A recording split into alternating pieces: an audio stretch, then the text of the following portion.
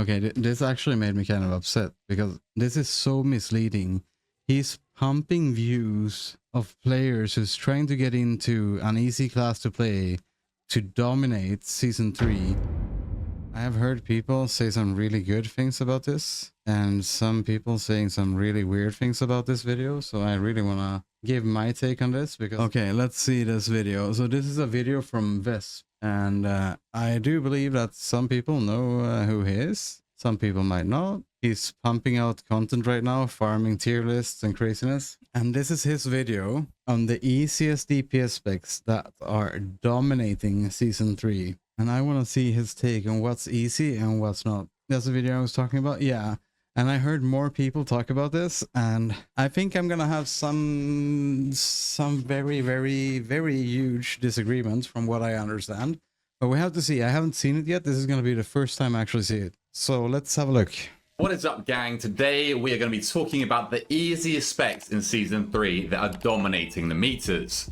So, to kick things off then, do I want to... Wait, so he's only looking at the DPS, it sounded like, to start off with. Maybe I'm wrong. Be controversial. Maybe the easiest spec in the game. There's two specs that are pretty widely known as the easiest specs in the game, and you can kind of toss up between the two. But definitely one of the easiest specs in the game has to be the Retribution Paladin. And in theory, this spec is pumping out, as it always does, some crazy high AoE damage. That's a fair point. Retribution Paladin is one of the easiest DPS specs to pick up and do good DPS on, I think. So that's a good point. This spec is known as the kind of pad spec for a reason. It just shits out AoE damage. You can't really come close to it, especially with how short the cooldowns are, but we'll get onto that in a second. That's not true. Not true. You can't get close to it, the AoE. It just shits out. No. Hey, brother, listen. Have you played a Marksman Hunter? They're the same shit. Second, its single target is also passable. It's fine. It's something that Ret has always lacked, but the single target is also fine. And that AoE damage, you best believe it's going to... No, single target is really bad on Ret Paladin compared to every other class pretty much. They only shine in AoE. Be carrying you on those overall meters. But the reason that Ret is so easy is basically you can pretty much slam your face on the keyboard and do damage on this spec. Like a hunter. Very low barrier to entry, a very low skill floor for this spec, where you can just pretty much press any combination of buttons to an extent, of course, and you'll do damage because all of your abilities hit hard. And as long as you're using your finishers correctly, then you're going to do a lot of DPS. That's a really fucking hot take on the Retribution Paladin community overall. Damn, bro, you're gonna get some big hate for that. Have you seen the Ret community? Holy fuck, I would never want to beef with them in any way. I have seen people do that and they get shit on, I'm telling you. So with your finishers, basically what you're going to do is press Divine Storm on 2 or more targets, and then you're going to press... A skill Ret is leagues above the majority, yeah. Oh yeah, you can just take a look at PvP. The person I'm talking about is PvP. Venruki took a big dump on Retribution Paladin in PvP in Dragonflight, and he's still getting hate from the community of Ret Paladins to this day when they got buffed like maniacs in Dragonflight, and they just shit on everybody. But yeah, look at PvP is a very good way to look at skill difference within the same spec. Look at Vanguards. Every season, he's pretty much close to being rank 1. He's at least in the top 15 or 20 every season, no matter what spec or class. In Ret Paladin, he's always going to be the top. But yeah, I do agree on Venruki. In Dragonflight, they were maniacs. But this one is this is PvE. This is a different story. Press Final Verdict or Templar's Verdict. I can't remember what your single target finisher is called, but you press that on single target. You will also get free Divine Storm procs that you can send on single target as well. But as a general rule of thumb, Divine Storm as soon as there's more than one target. Free, right? The rest of your rotation... Depends if you want to do DPS. If you don't have anything else available and you have a proc on Divine Storm, you press it. You've got your Blade of Justice that you want to keep up. It's more of like a maintenance sort of buff because you want to keep... It applies a debuff called extra... When people don't know the name of the spell, just press a second. Yep, that's a W all the way. That's all you have to do. Press the shiny one, and you're gonna do a W and win everything. I promise you. I'm messing with you. So outside of that, Judgment is going to be your highest priority filler. That's going to generate you 2 Holy Power, and you're just building up these Holy Powers to 3 or more Holy Power, and then you're spending with a finisher, and that is basically your rotation. It's as simple as that, pretty much. Like I just mentioned a minute ago as well, Rhett has super short cooldown, so even if you do mess up your cooldown usage, your cooldown... It's as simple as that. I'm sorry, but I don't think I don't know what he actually plays, to be fair. I know he plays a hunter. That much I know, but I don't know if he ever mained a paladin in any way, because he had some really hot takes on how easy it is to play paladin in a high level, or a decent high level, because that's what I'm assuming that's what he's looking at. This season he main a mage. Okay, yeah. Cooldown timing, whatever it is. I know way too little about him to say too much. I just seen him play hunter, and that's pretty much about it. But yeah, it's some hot takes. It's not going to impact you anywhere near as much as other specs, because Rhett has a 30-second to a minute cooldown damage profile. You do have a bigger cooldown with Divine Hammer on a 2-minute cooldown, but every 30 seconds you're going into your wings and you're going to be slamming out huge damn. But basically what my recommendation would be is cooldown. They're 30-second cooldown, so you're really not going to lose out on too much. No, don't always send your cooldowns immediately. Be careful with your Wake of Ashes and things like that to trigger your wings, because if you do that when the tank is still chain pulling, you're just wasting it if you're doing it in the beginning of the pull. So be careful. Damage, you're probably going to lose out on more damage by not actually using your cooldowns out on usages of them over the course of the key. So just send them on cooldown, and that'll also keep them all lined up with each other, because you send your 2-minute, your 1-minute, and your 30-second together, then you send your 30-second. They do not line up if you do it that way. I have never seen my cooldowns on a paladin line up perfectly if I send them on the second when they are off cooldown. Or am I wrong? Am I completely off for saying that? But I think that's fucking trash talk. That's BS all over. I have never seen my paladin cooldowns line up with my 30-second, my 1-minute, and my 2-minute, and trinket alignment perfectly if I send them off CD all the time. No, I don't agree. By itself, then you're going to send your 1-minute and your 30-second cooldown together and continue as follows, okay? Rhett also has... Wait, I have to hear... I need to listen to this again. Together and continue your 30-second lined up with each other, because you send your 2-minute, your 1-minute, and your 30-second together, then you send your 30-second by itself, then you're going to send your 1-minute and your 30-second cooldown together and continue as follows, okay? But they don't align like that because of your haste. Because of haste, they will never line up perfectly with that second count that he's talking about.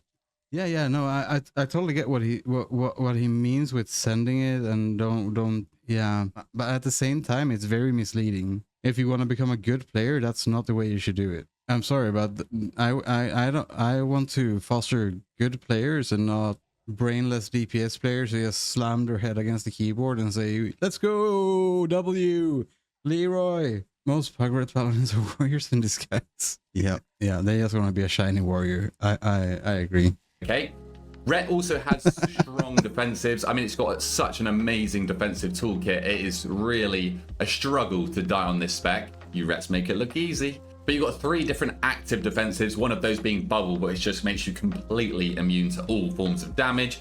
Your defenses are on a short cooldown as well, and you also have some nice talents that are going to passively bump up your tankiness even more. So across the board, Rhett is a very, very easy spec, and it's doing super well on PTR right now. Yeah, but the defensives are not that powerful. You have one really powerful defensive, and that's bubble. The other defensives are really not that powerful, and you can easily die through a defensive if it's not bubble playing a paladin.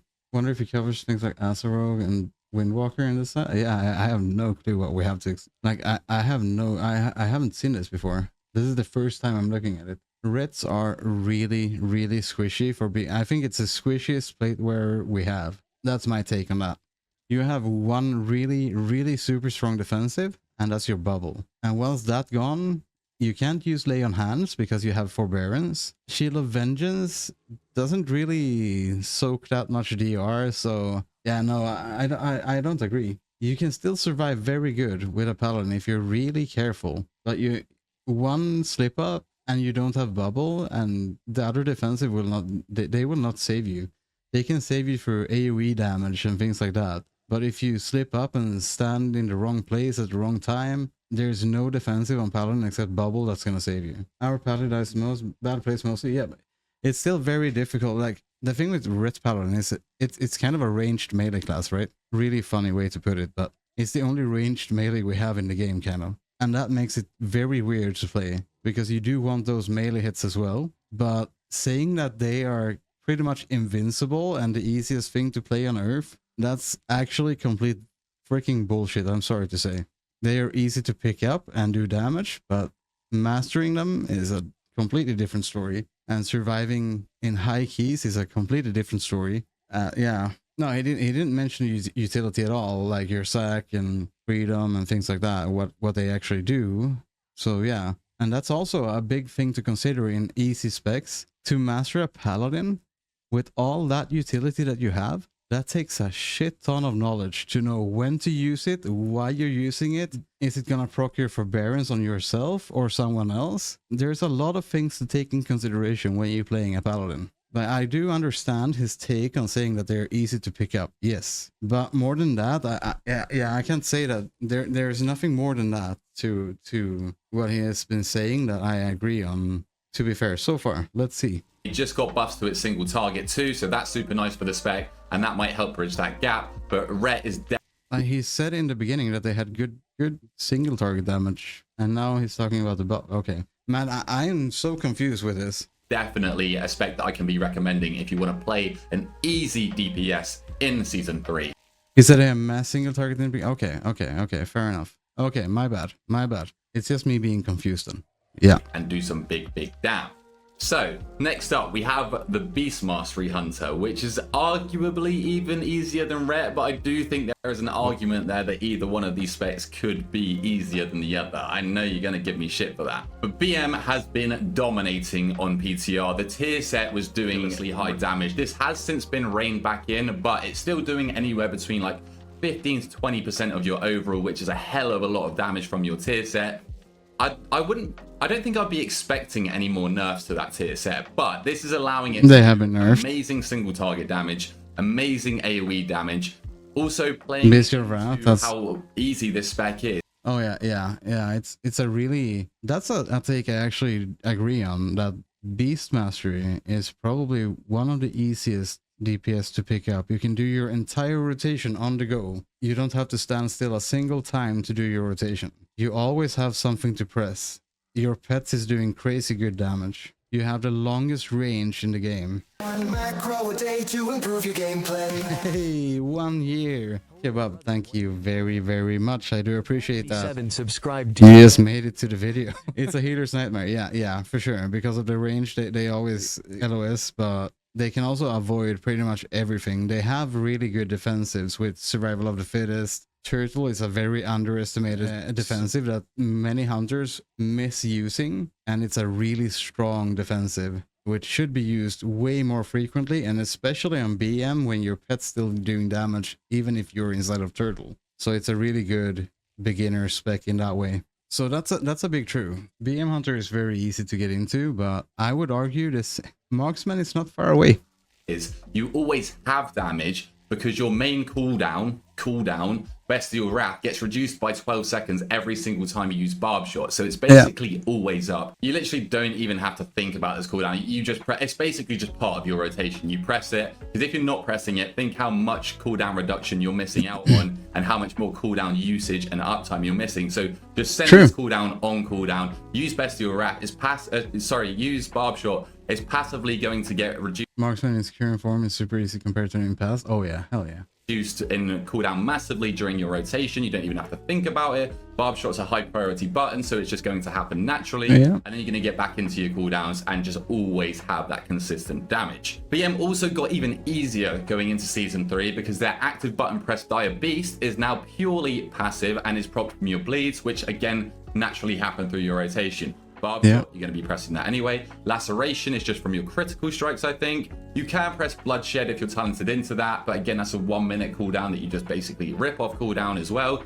And all of these bleeds are going to just summon Dire Beasts for you that are going to do the majority of your damage when it comes to your overall damage sources. So as we've spoken about, Barb Shot is a super high prio ability. Kill Command is in some situations arguably higher prio, but basically the whole premise of this rotation is just to keep Kill Command and also Barb Shot from overcapping.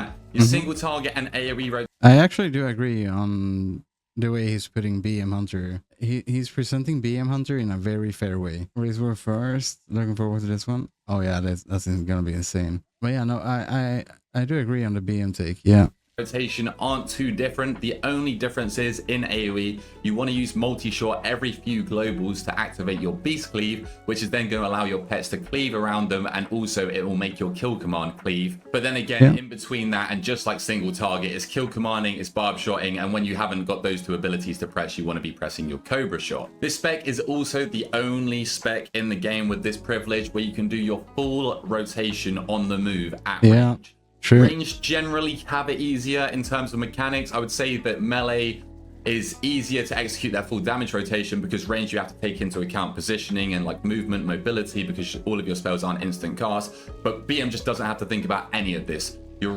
range, you can avoid things, but have to think about positioning. Melee have an easier time to execute their damage. That completely depends on the situation, the dungeon, the boss, the raid. That's very balanced throughout the game, I think. What's up, Mo? How you doing? Happy Friday. Fair take in its simplest form? Yeah.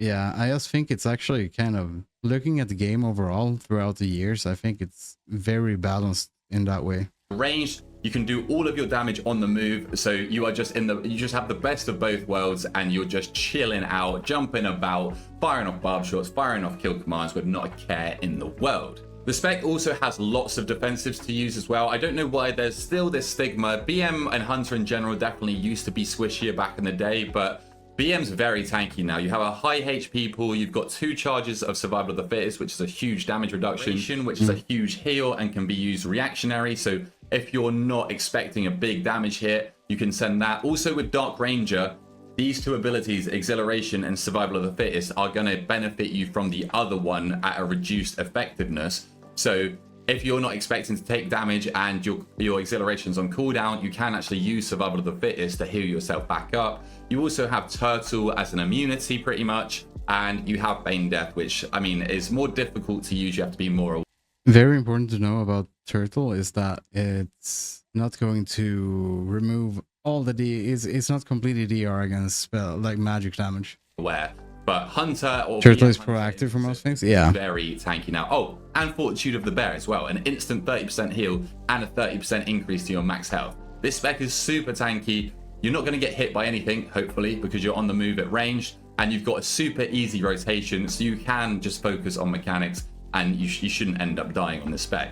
Super, one of the easiest specs. It's renowned as the easiest spec in the game, and it is pumping on the PTR right now, and I'm expecting that it probably will still be doing great damage going into Season 3. Oh yeah, they're still doing good. Easiest spec that has been dominated. Most hunters won't sacrifice a couple globals.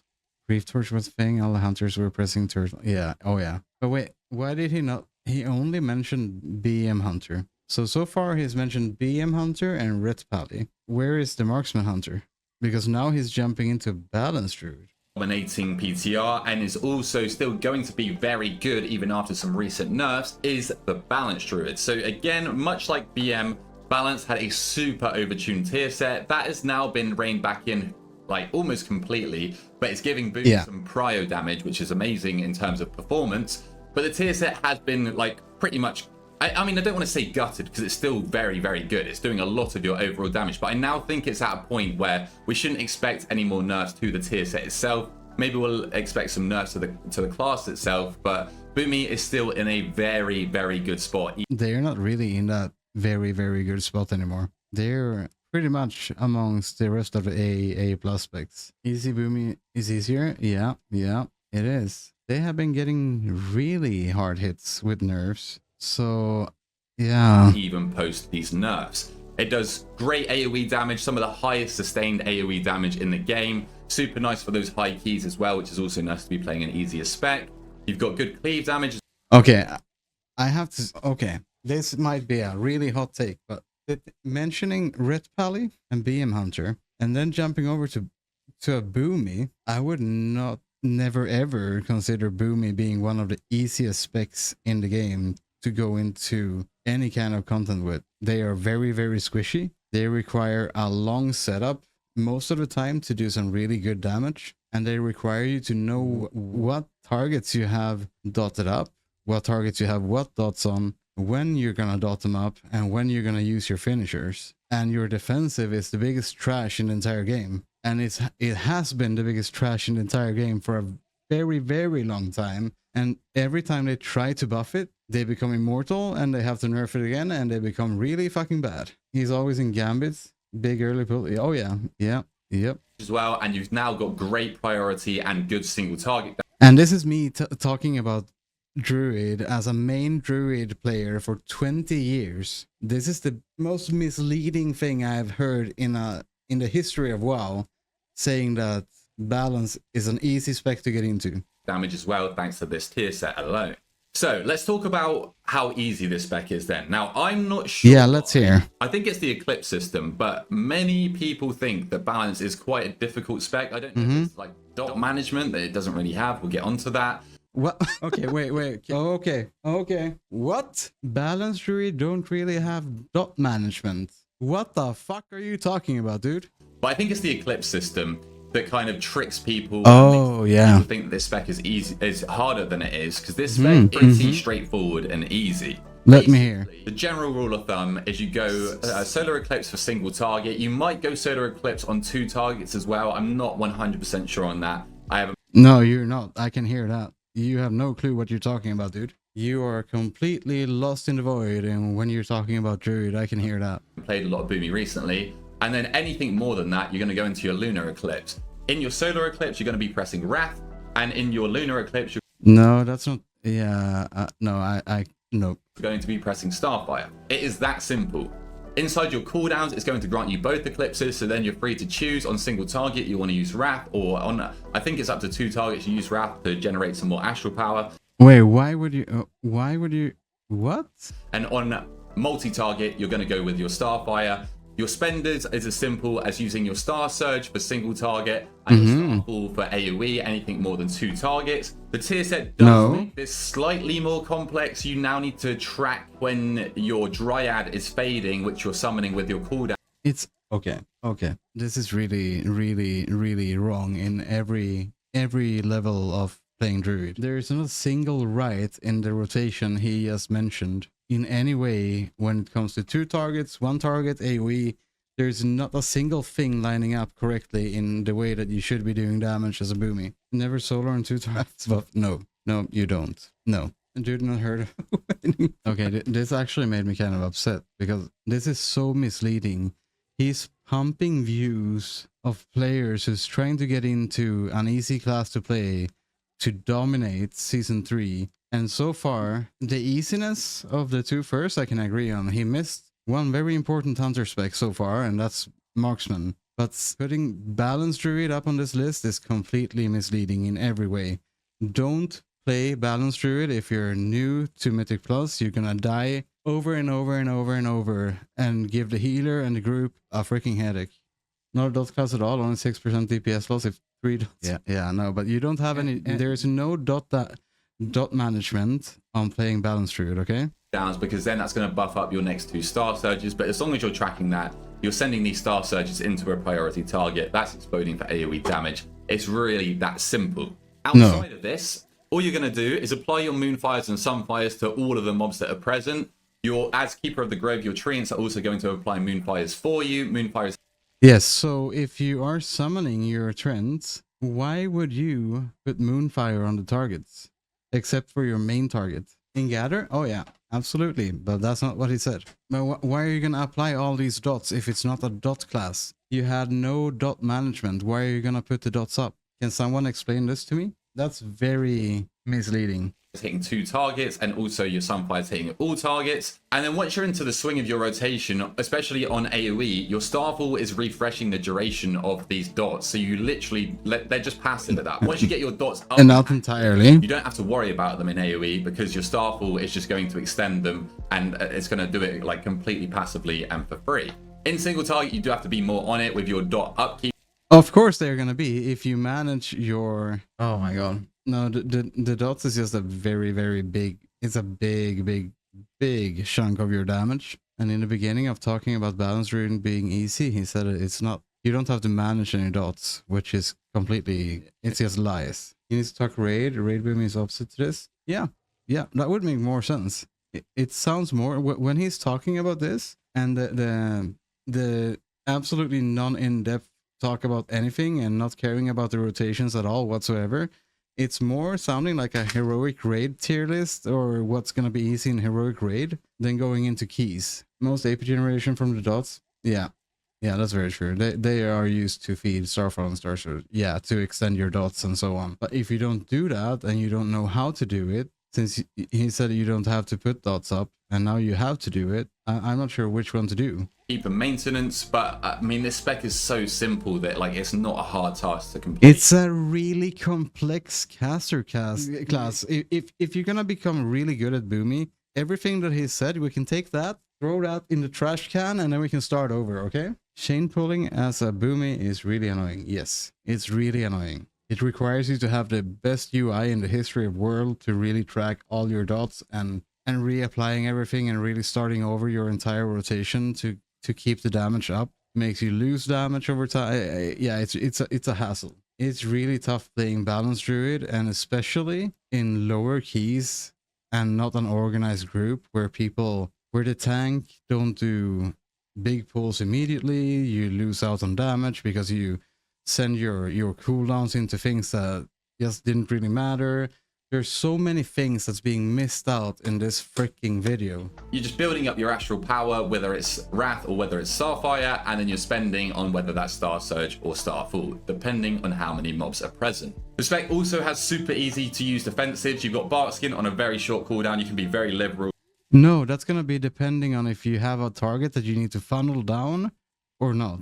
Okay, let's start there. That's gonna be depending on if you have a target in that pull that you did that needs to be funneled down, or if everything else needs to be completely drained with damage. With how you use this, you've got Well-Honed Instincts, which is going to heal your health pool back up once you hit, I think, 40% HP, and that's completely passive. Don't even have to think.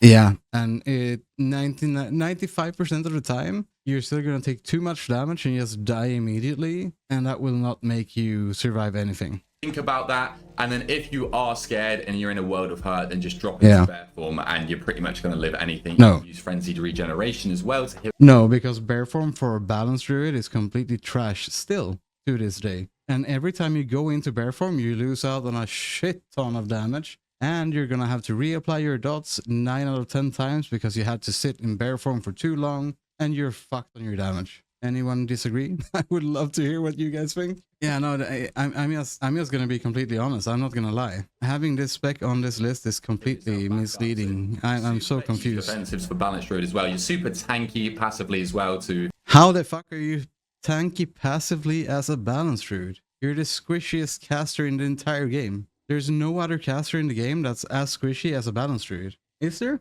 Warlock has really good defensives compared to a Balance Druid.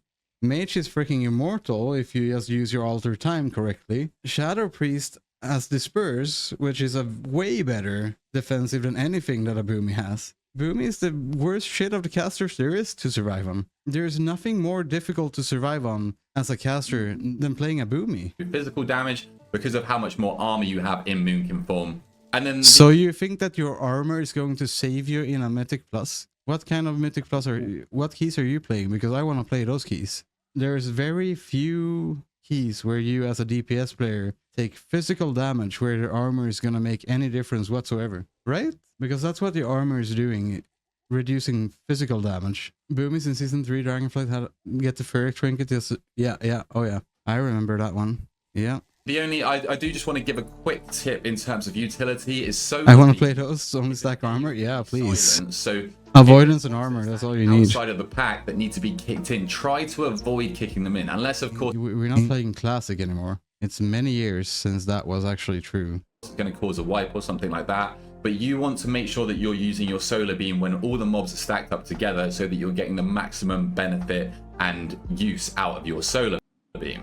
So yeah, Balance Druid, very easy spec. Try not to be put off. I don't know if some of you guys have been scared off of this spec by people saying that it's more difficult. All you need to understand is the Eclipse system.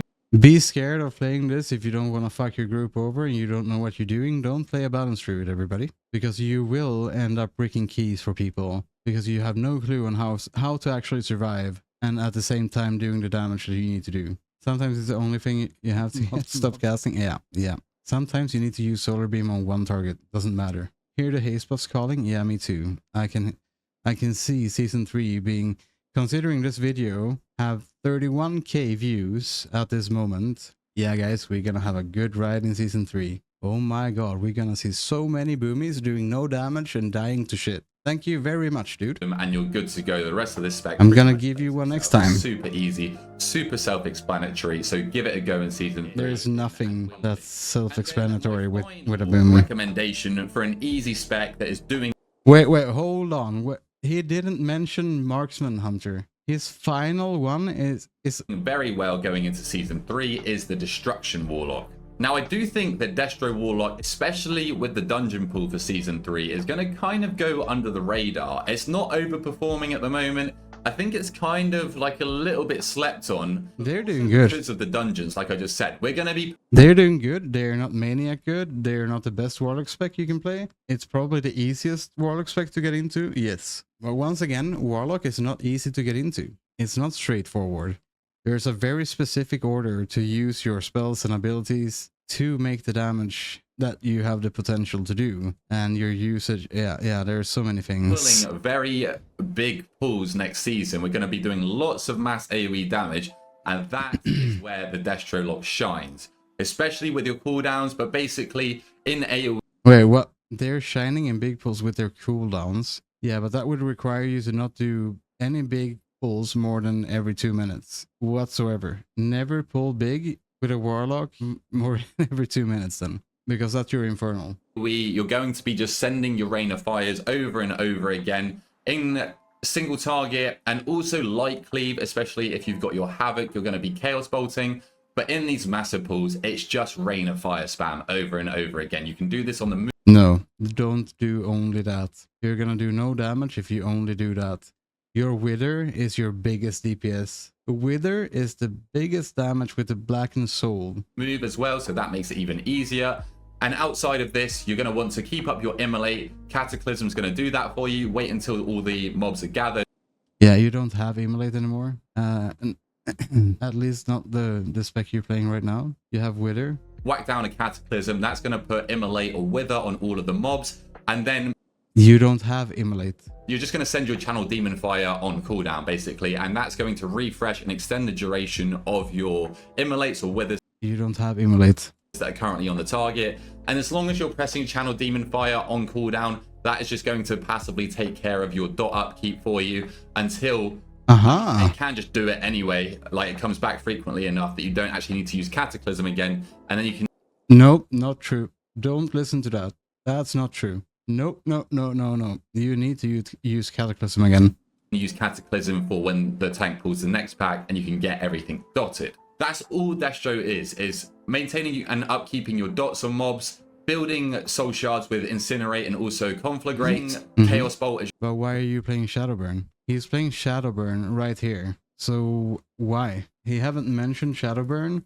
He's talking about Immolate, which he's not even playing with. We can always put a guides on how to press single. The truth is, with the way he's explaining the rotation so far on every spec that I have seen, except BM Hunter, you would do more damage pressing your one button rotation than listening to what he has been saying. Your finisher on single target and light cleave, especially if you've got Havoc active, and then using Rain of Fire. Rain of Fire is also going to generate you soul shards, and you're just going to be able to spam more Rain of Fires in AoE, and more Rain of Fires, and more Rain of Fires, and more Rain of Fires. Yeah, that's true. It's a meme for a reason, right? The tier set is super passive as well. It's your top damage. Yes, but you still haven't mentioned the spec that you are going to main, what I heard, which is Marksman Hunter, which is the biggest meme so far in Season 2, and I have seen Season 3. They are doing freaking insane still, and they're easy to pick up.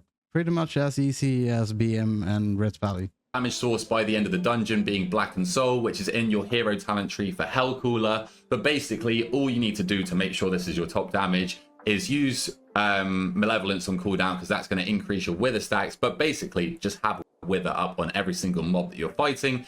Wither does a lot of damage by itself anyway, so you're going to want to do that. It's super easy to do via Cataclysm, as we've already spoken about. And these stacks are just going to implode on themselves and deal huge damage while you're pumping Rain of Fires. Your Immolation from your Infernals as well are doing an incredible amount of damage. Like, all of this damage is just so easy to get out, and you're going to reap the rewards from it, because this spec is doing a lot of damage in this mass AoE pool, so you don't even need your cooldowns for it. I think that's it in terms of complexity for the Not true. Destro Warlock. I mean, it's not a complex spec at all. Defensively, you've got two main defensives. Dark Pact on a short cooldown. All you want to do with this is try and make sure that you're using it at high HP levels, because it's going to sacrifice that to give you an absorb shield. Yep. So if you're using it like as you're just about to die, your HP's low, you're not going to get So how do you use that the best way then? a big absorb shield from it. So just bear that in mind. You've got unending. So the best way to use Dark Pact at a high HP level is to use your Soul Burn, Health Stone, and then Dark Pact, because then you're going to have a double shield. Resolve on a much larger cooldown, but it's a huge damage reduction. And then Warlocks are just super tanky passively as they come. You've got lots of talents in the talent tree that are buffing up your tankiness. You've got your health stones as well. But your high HP pool and your big absorb shields that you just passively create are going to save you a lot. Wait, what did you say? A huge damage reduction. And then you've got Unending Resolve on a much larger cooldown, but it's a huge damage reduction. And then Warlocks are just super tanky passively as they come. Yeah, and Unyielding Resolve is also very important to know. If you're playing a pack which has like an AoE silence or something like that, it's a crazy good opportunity to use that, because you get immune to silence when you use Unyielding Resolve. Very important. And he didn't mention anything about your curses, which is one of the biggest issue with Warlocks today. They're not using any curses in any dungeons whatsoever, pretty much. Takes note, never need cooldowns. Yep, okay. That's the only spec in the game who doesn't need any cooldowns to do damage. You've got lots of talents in the talent tree that are buffing up your tankiness. You've got your health stones as well. But your high... Yeah, you have Curse of Tongues, Curse of Exhaustion, and then you have the Curse of... I forgot the name. And the one that reduces the crit chance on the target. Yeah. People and your big absorb shields that you just passively create are going to save you a lot of the time regardless. So definitely could recommend the Destro Warlock for Season 3. Like I said... Wait, do you create passive absorb shields when you're playing? Is he talking about Soul Link? If that's what he's referring to, then that's like a 4% health of your pet. Something like that. Said not many people are talking about this spec right now, and I feel like it can definitely go under the radar because of the way the pools are basically in Season 3. There is a huge amount of mass AoE, which this spec just completely shines in, and it's super easy to execute. So those are my 4 easiest specs that are dominating for Season 3 that I can recommend you guys to pick up and play. They're not going to be too hard to get to grasp with. Let me know what you think down below. If there's any other specs that you feel that I missed out on, leave a comment while you're down there. Subscribe to your boy, and until next time, I'll catch you guys later.